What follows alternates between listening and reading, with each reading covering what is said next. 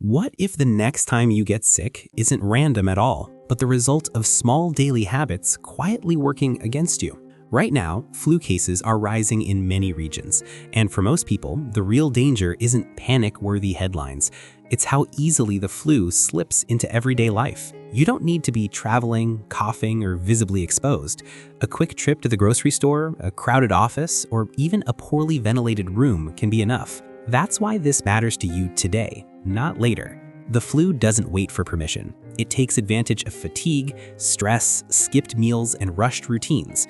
Many people assume they'll deal with it if it happens, but by then, the damage is already done. The smarter approach is understanding how risk builds quietly and how simple choices can lower it before symptoms ever appear. This isn't about fear or extreme measures, it's about awareness. When you understand what actually increases flu risk, you gain control. And control is powerful, because preventing the flu isn't complicated, expensive, or dramatic. It's practical. And once you see how these pieces fit together, you'll realize this flu season isn't something happening out there, it's something you can actively protect yourself from, starting today. What's different about this flu season? Every flu season feels different, but the reasons cases rise are often more predictable than people think. Flu activity tends to increase when people spend more time indoors, ventilation is reduced, and close contact becomes unavoidable. Workplaces, schools, public transport, and social gatherings all create ideal conditions for flu viruses to spread efficiently. This season, those patterns are returning strongly, which naturally raises exposure risk. It's important to understand that rising flu cases don't automatically mean the virus is more dangerous. In most years, increases are driven by behavior, timing, and immunity gaps rather than sudden changes in the virus itself. When fewer people have recent exposure or vaccination, population-level protection drops, making spread easier. That's risk, not panic. Another factor is delayed response. Many people dismiss early symptoms, continue daily activities, and unintentionally expose others. This accelerates transmission quietly before anyone realizes what's happening. Health agencies consistently emphasize early prevention because once flu spreads widely, control becomes harder. The key takeaway is simple. This flu season isn't unique because of mystery threats. It's familiar because the conditions favor spread. Understanding that difference keeps you calm and focused. When you recognize risk patterns instead of reacting emotionally, you're better prepared to take smart, effective steps that actually reduce your chances of getting sick. How flu actually spreads. The flu spreads far more easily than most people expect, mainly through respiratory droplets released when infected people talk, cough, sneeze, or even breathe closely near others. These droplets can land in the mouths, noses, or eyes of nearby people, especially in enclosed spaces with poor airflow. That's why indoor environments play such a major role in flu transmission. Flu viruses can also survive on surfaces for hours. When you touch a contaminated surface like a door handle, phone, or table, and then touch your face, you give the virus a direct path into your body. This happens unconsciously, dozens of times a day. It's not careless behavior, it's human behavior. Close contact increases risk even when people don't appear sick. The flu can spread before symptoms are obvious, which is why relying only on visible illness doesn't work. Everyday habits matter more than rare exposures. Sitting close, sharing enclosed air, skipping hand hygiene, or ignoring ventilation all quietly add up. Understanding this changes how you protect yourself. Prevention isn't about avoiding people completely, it's about reducing unnecessary exposure, improving airflow, keeping hands clean, and limiting face touching. These simple actions interrupt transmission pathways. When you focus on how flu actually spreads, prevention becomes practical, realistic, and effective, rather than overwhelming or extreme. Daily habits that lower flu risk. Most flu prevention doesn't happen during flu season. It happens in daily routines that quietly support your immune system and reduce exposure. Hand hygiene is one of the simplest and most effective habits. Washing hands with soap and water removes viruses picked up from surfaces before they reach your face. When soap isn't available, alcohol-based sanitizers are a useful backup. Sleep is another powerful but underestimated factor. Research shows people who regularly get insufficient sleep are more likely to catch respiratory infections and experience more severe symptoms. Sleep allows immune cells to coordinate and respond properly. Skipping it weakens that response. Hydration supports immune function by maintaining healthy mucous membranes, which act as physical barriers against viruses. When you're dehydrated, these barriers become less effective. Stress management also matters. Chronic stress releases hormones that suppress immune activity over time, increasing vulnerability to infections. None of these habits work alone. Their strength comes from consistency. You don't need perfection, you need repetition. Small choices made daily create a stronger defense than reactive measures taken after symptoms appear. When hand hygiene, sleep, hydration, and stress control become routine, flu risk naturally drops. These habits don't just reduce illness, they support overall health year-round, making them worth maintaining long after flu season ends. Foods that support immune defense. Your immune system depends on nutrients, not shortcuts. While no food can prevent the flu on its own, certain nutrients consistently support immune function according to scientific research. Protein is essential because immune cells are made from amino acids. Without enough protein, your body struggles to produce antibodies and repair tissues during infections. Vitamin C supports immune cell activity and helps protect cells from oxidative stress. It's found in fruits and vegetables like citrus, berries, peppers, and leafy greens. Zinc plays a key role in immune signaling and wound healing, and deficiency is linked to increased infection risk. Foods like meat, dairy, legumes, nuts, and seeds provide zinc naturally. Vitamin D supports immune regulation and helps the body respond appropriately to pathogens.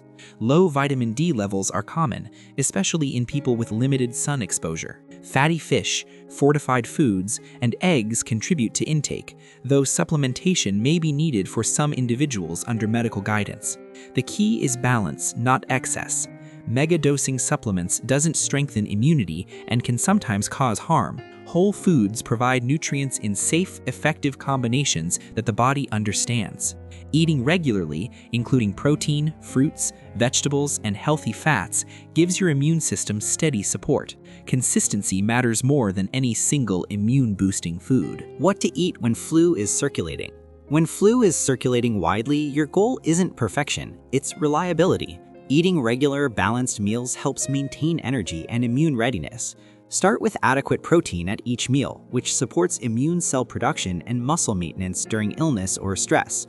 Simple sources like eggs, yogurt, lentils, fish, or lean meats work well. Fruits and vegetables add vitamins, minerals, and antioxidants that support normal immune responses. Variety matters more than focusing on one superfood. Soups, stews, and warm meals can be especially helpful because they're easy to digest and contribute to hydration. Fluids matter more than people realize. Water, broths, and herbal teas help maintain mucosal barriers and support circulation.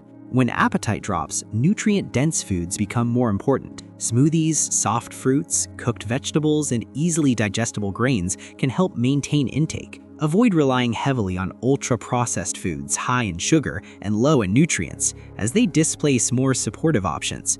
This isn't about restrictive rules, it's about making nourishment easier when stress or exposure increases.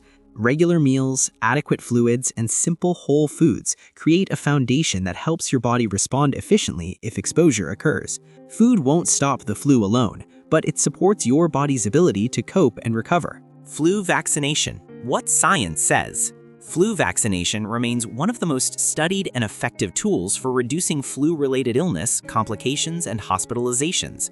According to major health organizations, flu vaccines don't guarantee complete protection, but they significantly lower the risk of severe disease. That distinction matters. The goal isn't invincibility, it's reducing impact. Vaccination works by training the immune system to recognize flu viruses more quickly. When exposure happens, the body responds faster and more efficiently, often resulting in milder symptoms and shorter illness duration. This protection is especially important for older adults, young children, pregnant individuals, and people with chronic conditions who face higher risk of complications.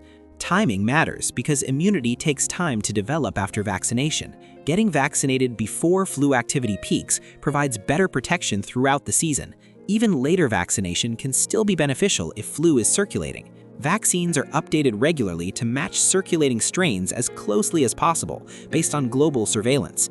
While effectiveness varies year to year, the overall benefit consistently outweighs the risks for most people. The key message is balance. Vaccination complements other preventive habits. It doesn't replace hand hygiene, sleep, or nutrition. Together, these strategies form a layered defense that reduces both personal risk and community spread. Mistakes that increase flu risk. Many flu infections aren't caused by lack of knowledge, but by small mistakes repeated daily. One of the most common is chronic sleep deprivation. People often sacrifice sleep to stay productive, unaware that even short-term sleep loss weakens immune defenses and increases infection risk.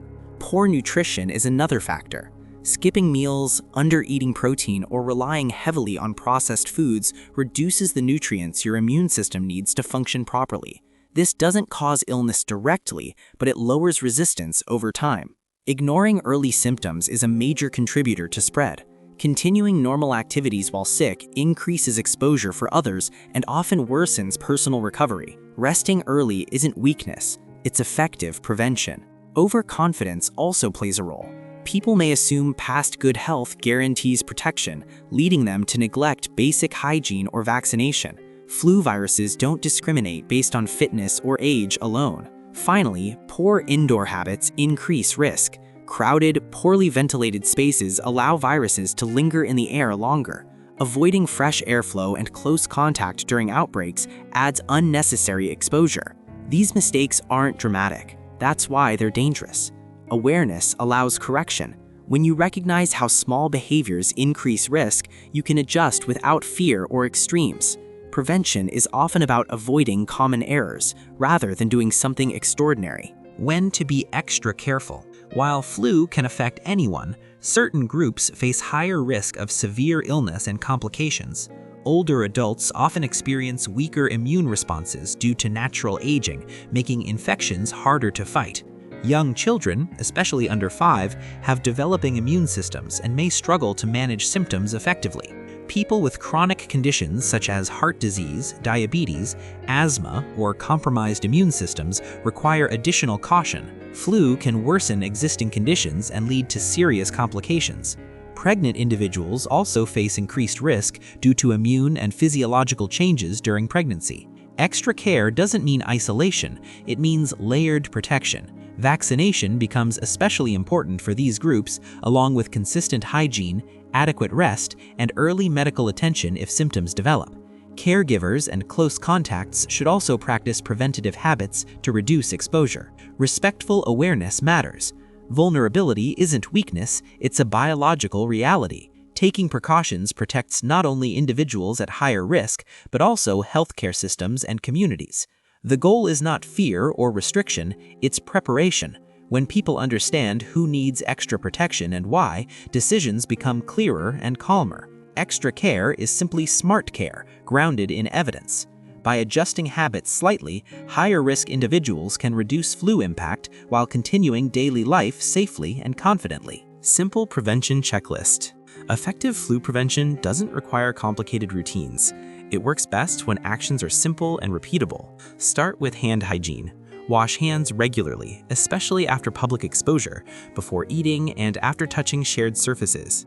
Avoid touching your face unnecessarily. Prioritize sleep. Aim for consistent, adequate rest because sleep supports immune coordination and recovery. Stay hydrated throughout the day to maintain healthy respiratory barriers. Eat regular meals that include protein, fruits, vegetables, and whole foods to supply essential nutrients. Improve indoor air quality when possible. Open windows, increase ventilation, and avoid crowded indoor spaces during peak flu activity. When sick, stay home if possible. Early rest reduces spread and supports faster recovery. Consider flu vaccination, especially if you or people around you are at higher risk. Keep stress manageable through simple practices like movement, breathing, or short breaks. This checklist isn't about perfection. It's about reducing exposure and supporting your body's defenses consistently. Each action alone helps a little. Together, they make a meaningful difference. The power of this list lies in its simplicity. You don't need new products or extreme measures. You need awareness and repetition. Prevention becomes easier when it fits naturally into daily life. Motivation and reassurance. Flu prevention isn't about living cautiously or constantly worrying about illness. It's about recognizing that small, steady habits give you real control. Many people feel helpless during flu season, but science shows the opposite. Your daily choices matter more than chance. You don't need to do everything perfectly. Even modest improvements in sleep, nutrition, hygiene, and awareness reduce risk meaningfully. Progress compounds. Each good habit strengthens your defenses slightly, and over time, that strength adds up. Reassurance matters because fear weakens decision-making. Calm, informed action strengthens it. When you focus on what you can control, flu season feels manageable instead of overwhelming. This mindset reduces stress, which itself supports immune health. Protection isn't about avoiding life. It's about supporting your body so it can respond effectively when exposed. Illness may still happen, but severity and recovery often improve when habits are in place. Think of prevention as maintenance, not emergency response. Just like brushing your teeth prevents problems later, daily health habits prevent bigger issues down the line. Confidence comes from preparation. When you know you're supporting your health consistently, you move through flu season with less worry and more resilience. That confidence is one of the most underrated benefits of prevention. Conclusion and call to action. Flu season doesn't require panic, drastic changes, or constant concern. It requires understanding how flu spreads, recognizing everyday risk factors, and supporting your body with consistent, evidence-based habits. Prevention works best when it's simple, calm, and sustained.